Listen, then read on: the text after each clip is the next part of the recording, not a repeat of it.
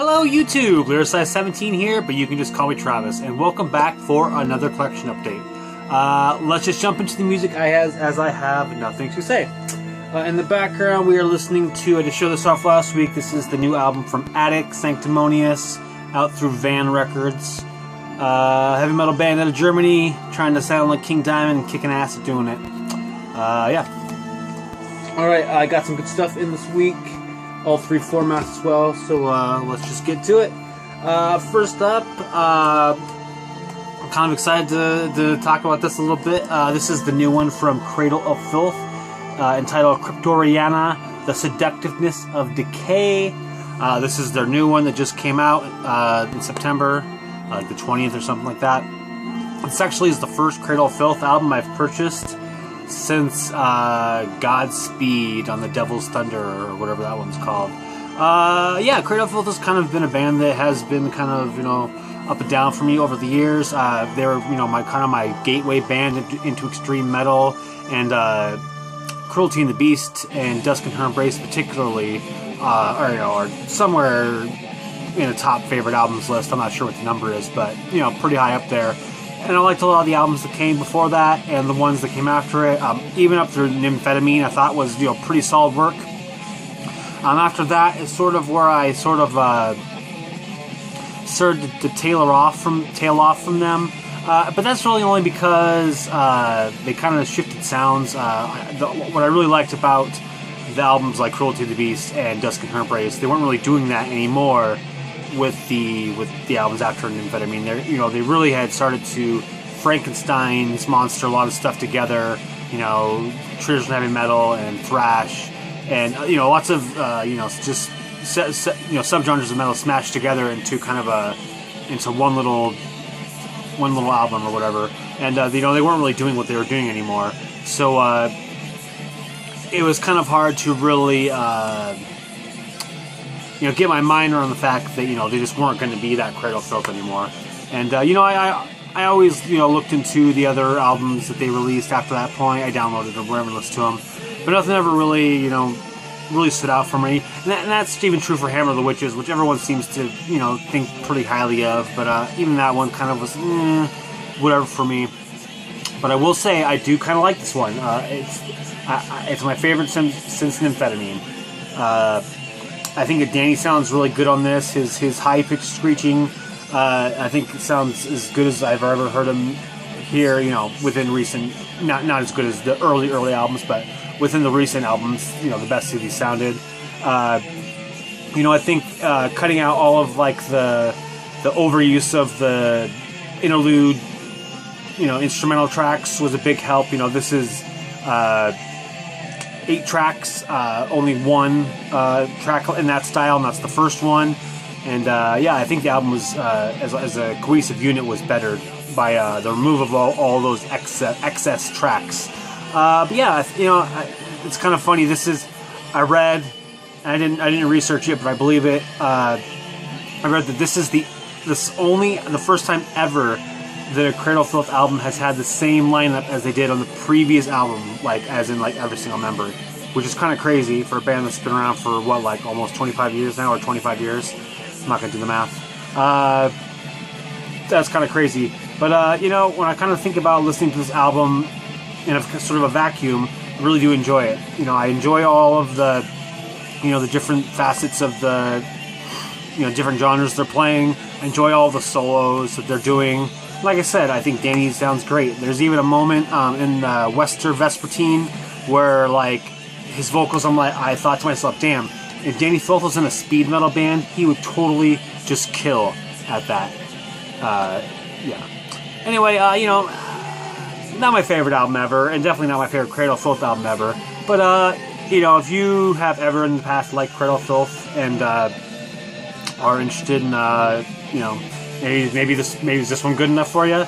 I think maybe give it a try, because it might be worth your fancy. Favorite songs, probably I like Wester Vespertine. You Will Know, The Lion by His Claw, and Death and the Maiden. Those are both awesome, or those final 2 tracks are awesome ones to end it. The CD, I don't know if the vinyl does or not, but the CD comes with 2 bonus tracks, one of which is The Night at Kettle Falk Manor. That song is actually really great. I think they should have just 9 tracks and had that one on the end. But, you know, not a big deal there. And then the other bonus track is a cover of Annihilator's Alice in Hell, which, I mean, it's kind of weird to say that Cradle of Filth is always awesome at covers since they've had, you know, as I just kind of said, lots of lineup changes, but they're always awesome at covers, and this Alice in Hell cover is no different. They just totally rip at it, and Danny totally does a great job of making that song work the way that it does. But yeah, I don't know, I didn't really show anything in here, which is weird. CD must be... No, I'm not sure where it is. That's how I ripped up my computer. But yeah, definitely, if you like Cradle of Filth, check it out. It might be worth your time. Worst case scenario, it's not any worse than the last, you know, album since the Godspeed. I enjoy that they continue to do this center photo thing. Yeah, Godspeed through Hammer of the Witches. If you enjoyed those even mildly, I think this will definitely be up your alley. So yeah, Cryptoriana, the Seductiveness of Decay by Cradle of Filth. Not gonna make my top 30, but still pretty good. Check it out. All right, next up. It's actually kind of funny. I didn't know I was going to be a Stormspell Records hype man in this video, but I am, I guess. This album actually probably will be in my top 30. This is the new one from, let me take this out, from Irish heavy metalers, Stereo Nasty. This is their, like I said, second album. The first one, Nasty by Nature, came out, I don't know, maybe 2012. That one, by the time I came around to knowing that it existed, you know, was all sold out. I would love to get a copy at some point. But this one, when it came out in like July, I think the CDs just came out in the end of September. Had to jump on it. This is just some killer stuff. Awesome heavy metal. Kind of hints of maybe speed and thrash in there. Just a little bit on the edge there. But this is, you know, heavy metal. Just great riffing. Good soloing. The singer's pretty solid. It's got kind of a gravelly thing going on. But yeah, lots of energy here. I enjoy the Stereo Nasty. That name obviously is sort of a reference to the Video Nasties, the famously banned movies, which almost all of those are great. Not a whole lot going on the inside. Just some lyrics and a picture, some credits and stuff. But yeah, Stereo Nasty. If you were into any of the recent heavy metal release stuff, this is definitely one of the better ones and definitely worth your time. Yeah, Stereo Nasty, Twisting the Blade. I don't think I said the name of the title, but yeah, good stuff. I don't know, Stormspell Records. These next two are also on Stormspell. I ordered them on my first order on eBay, ordering music in a long time, through Mad Rush Media. Pretty good prices and free shipping, so I thought, why not? This first one was a record. I'll just show it first. This is the new one from Blazon, Down in the Dark. If you are not familiar with this band, this is a band that is trying to worship Running Wild, as with the Blazon, which obviously is a Running Wild album name, and obviously it's written in a kind of a Running Wild style text. Yeah, this is a band. I think this is like the 4th album, maybe. I think one of those is an EP. Lyrics in the middle. Yeah, I've always liked this band. I've never really felt compelled to buy an album before, but I listened to this one when the dude at New Wave of Traditional Heavy Metal Full Albums posted it, and I was like, you know, this is actually really good. Not that I haven't liked this stuff before, but this one kind of had a better sounding than normal aspect to it, and so I was like, need to get that one. And since it was Stormspell, I knew that I would have to do that soon. Otherwise, I might not get a chance to get it again. But yeah, this is Cedric Forsberg. He's in another heavy metal band, Swedish guy. Rockarollas, also heavy metal. That band's okay. I like it, but I haven't really gotten really into them yet. And actually, I think the band might be split up now. I'm not sure. But yeah, this is pretty cool stuff. If you like Running Wild, you will definitely like this. He's awesome at literally sounding exactly like Running Wild, and even the singer on this. I'm not sure if they have different singers or not, but the guy on this one, who he's just credited as Eric, sounds freaking so much like Rolf too. Yeah, if you like Running Wild, listen to this because it is really good. Hang, Drawn, and Quartered. That's a great track. Eagle Warriors 2 right after that. Another good one. Yeah, so all Running Wild fans, check this out. You'll probably like it. Okay, in another order, this one didn't come out this year, but it's also still really good. This is the debut, I think it's debut full-length, from these guys are out of Spain. This is Leatherheart with their album Comeback. This came out, if I didn't say, in 2015. Super awesome, heavy metal style stuff. Has maybe little hints of the new wave of British heavy metal kind of sound, and also maybe like just a teensy bit of like glam kind of stuff, especially on the song like For You, which is sort of like, is it For You? I think it's For You. It sort of has sort of a ballady kind of aspect to it. The group vocals particularly is what makes me sound glammy to me, but it's just me. Cool stuff. My favorite song on here was super awesome, called Danger Zone, which I didn't know it at the time, but actually is a Black Sabbath song on the album Seventh Star. If you've watched my videos, within the last few months, you might be aware that Black Sabbath is a band that I, for the most part, only listen to the Ozzy albums, and so I've been kind of started to start buying them, and kind of slacked off on that. But I was thinking about buying them in a chronological order, but I think I might jump ahead to that Seventh Star album, because I listened to the particular Black Sabbath original version of Danger Zone with Glenn Hughes on vocals, and I was like, this song's also great. Check out the cover. If you like that song, check out the cover of this of Danger Zone by these guys. It's really, really good. So yeah, I'll probably pick up that Seventh Star album soon, because I'm really, Black Sabbath to me is really traditional doomy, and having a song that's very traditional heavy metal style, very, very much so, sounds really enticing to me. But yeah, this album is pretty solid stuff.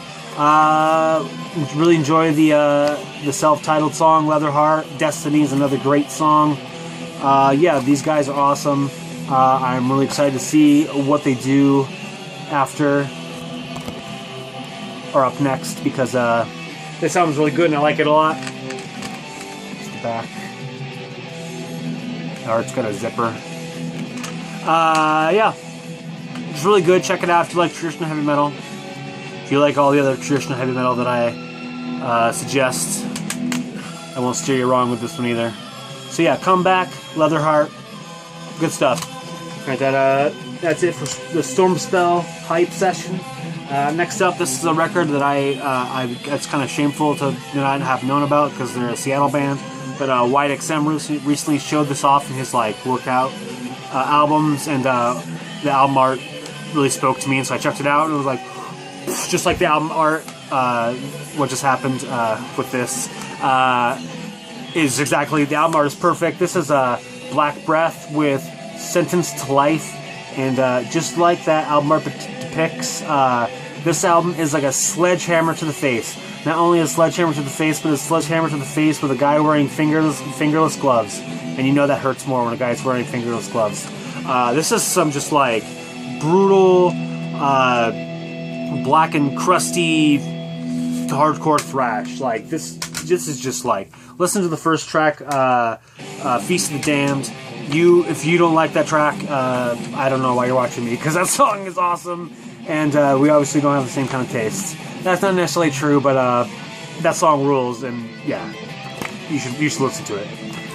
Really, I need to check out more of the material by these guys, because like I said, this album freaking smashed you in the face with a sledgehammer with a guy wearing fingerless gloves, and yeah, really good.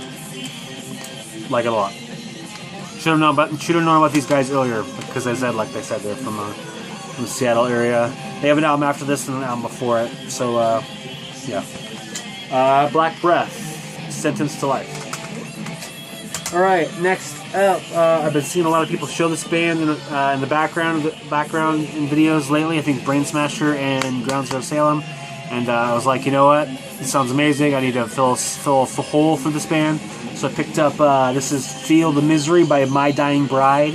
If you're not familiar with My Dying Bride, they are a doom death band out of England. Yeah, they're English, right? Yeah, they're English. This is their 2015 album, Peaceville. I really like this album a lot. It's probably one of my more favorite My Dying Bride albums. I've been meaning to pick it up since it came out. Just never got around to it.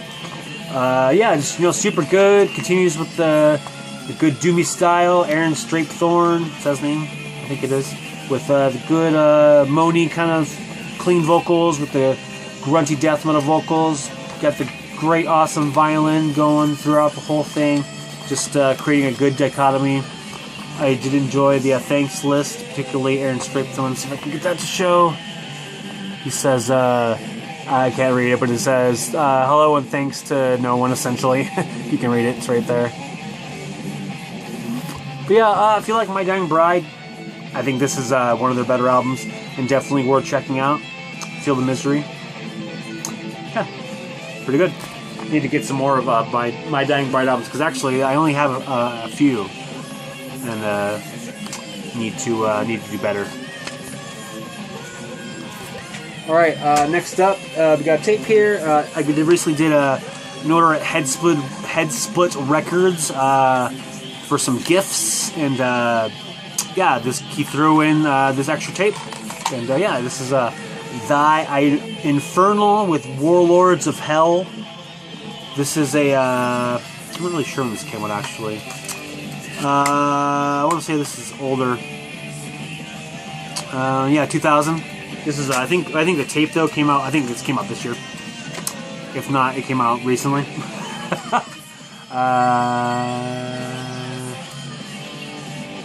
Yeah, it doesn't matter. It comes on this cool red tape with gold lettering, double-sided songs on each side, side A and side B. J card, claws in the middle. This is some black metal. I think they're from Oregon. Black metal, really volatile, aggressive stuff. Really volatile and aggressive. That's a good way to put it. Really cool stuff. Thanks to Headsplit Records. Definitely, if I had to say, what's your favorite tape label? Definitely, without a doubt, Headsplit Records. They have awesome stuff, and both times I've ordered from them, they've thrown in a tape, so that's pretty cool. I will continue to order from them going forward. But yeah, Live Infernal with Warlords of Hell. Got a couple 7 inches to close this out. This first one up is I would say probably a holy grail. It's always been priced on Discogs, pretty expensive, and actually a guy put it up for, it wasn't cheap, but definitely within my normal buying price range, and so I freaking jumped at it. And that's this is the Whiskey Ritual Forgotten Tomb split, a tribute to G.G. Allin. It is what it sounds like. It's Forgotten Tomb and Whiskey Ritual, 2 bands out of Italy, doing covers of G.G. Allin songs. Forgotten Tomb, if you're not familiar with them, they're a black metal band, kind of DSBM kind of stuff. More so now, they're kind of playing like progressive-y black metal stuff, sort of like in the Shining vein. This came out, I'm not sure when this came out. This came out like within the last 10 years for sure.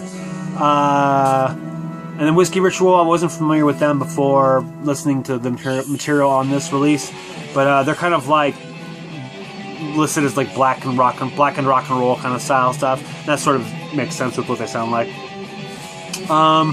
Comes on this printed inner sleeve, Forgotten Tomb side, and then there's the Whiskey Ritual side. I think it's just on black, yeah.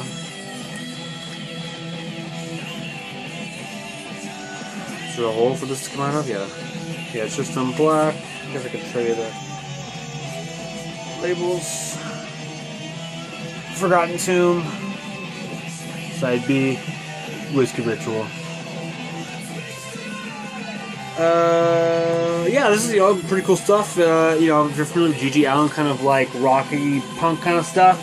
Yeah, also this is awesome because it also comes with a bonus CD version, which actually has 2 additional tracks, 1 additional cover from each artist. So that's pretty cool. Here's the back. If I didn't show that already, you can see which songs each band covered. And then below it shows the CD version, which tracks are on that one. You know, like I said, same ones, just the CDs have CD has one additional from each band. Cool stuff. You know, I'm not the hugest G.G. Allin fan. I think I have a CD, G.G. Allin CD. He's more interesting as a oddity of theater than necessarily I'm into his music. Although I do, you know, it's fine. But yeah, this is sort of something that I sort of never really thought that I would own, because it's also it's limited to 300 copies only. So yeah, I kind of just assumed I would never own it, but super happy that I now do. The CD's trying to come out. Pardon me. But yeah, super happy to have this in the collection. Like I said, kind of a holy grail. So yeah, happy to have this. Super cool stuff. Forgotten Tomb, Whiskey Ritual Split, a tribute to G.G. Allin. Alright. Actually, I don't know if all the releases are like this, but it came in this like super thick sleeve. Which, regardless, I like it. Last but not least, I actually got this a couple weeks ago, and after I listened to it, I put it away, so I sort of, you know, out of sight, out of mind, and forgot to show it off. This is the, got this from Get Into It with Jason Hook, from the host, Jason Hook. This is the Bones Brigade self-titled 7-inch, the Hook's 35th birthday party special edition.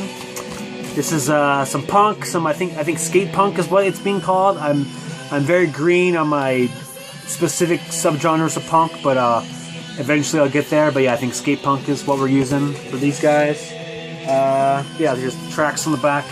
That wasn't obvious what I was showing. Get my fingers out of the way there. Comes on just black.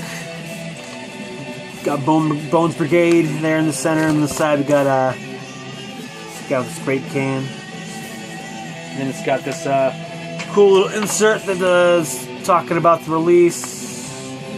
Like the section at the bottom. Paid no more than $0 for this. They were all given away. So yeah, thanks a lot to Mr. Jason Hook for sending this my way. Cool stuff. Added some photos of it to Discogs today. But yeah, that's what I got to show off this week. Thanks for tuning in. Kind of a last little thing I want to throw in here at the end. Actually, kind of crazy town. I'm actually sort of almost near 100 subscribers, which is pretty unbelievable to me. So thanks to all of you who subscribe to me and think that I have something worthwhile to offer to you. I'll probably be doing, or actually not probably, I will be doing a giveaway of sorts. So whenever that happens, which will probably be at some point before the end of the year, I assume, I will do a giveaway, so stay tuned for that. But yeah, that's all I have to say for today. So thank you for subscribing. Thank you for watching. If you are familiar with any of these releases, please let me know what you think of them. Let's chat about them. You know how it goes. You got anything else you want to say to me? I'm always open to whatever you got to say. Yeah, check out this attic, Sanctimonious, good stuff. Have a good day.